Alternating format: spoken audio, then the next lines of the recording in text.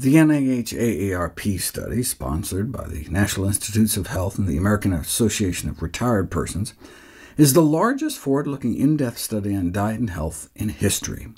Based on its 6 million person-years of observation, replacing just 3% of daily caloric intake of animal protein with plant protein was associated with a 10% decreased risk of premature death.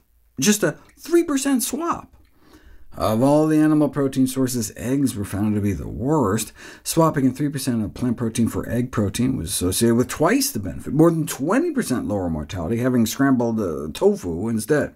In fact, each half an egg a day was associated with a 7% increase in all-cause mortality.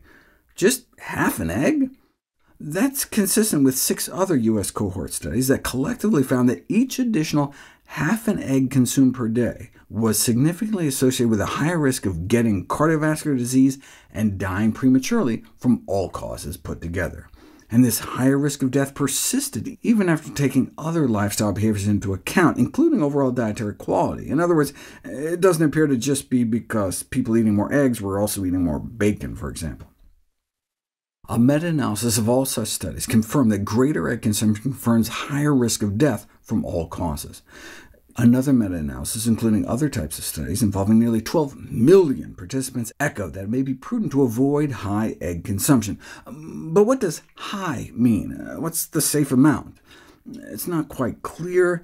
One meta-analysis suggests there's little evidence for elevated risk below half an egg a day, whereas another found that adding even 1 egg a week to your diet might increase your risk of dying from cancer.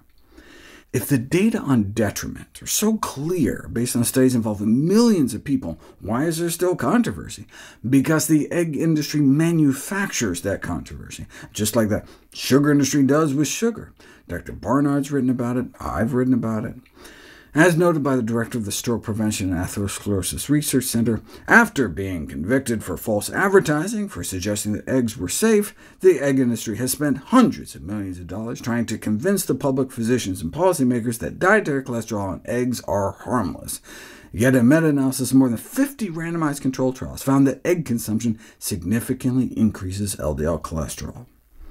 Online, some bloggers parrot the egg industry's talking points that the 2015 U.S. dietary guidelines remove the dietary cholesterol limit to consume less than 300 milligrams of dietary cholesterol a day, whereas if anyone bothered to actually read the actual guidelines, they'd see that the guidelines actually strengthen the recommendation and tell Americans to eat as little dietary cholesterol as possible, as recommended by the Institute of Medicine, the most prestigious medical body in the United States. This advice was reiterated in the most recent dietary guidelines. The National Academies recommends that dietary cholesterol consumption be as low as possible, using the rationale that any intake above 0 increases LDL cholesterol concentration in the blood, and therefore increases the risk of the #1 killer of men and women.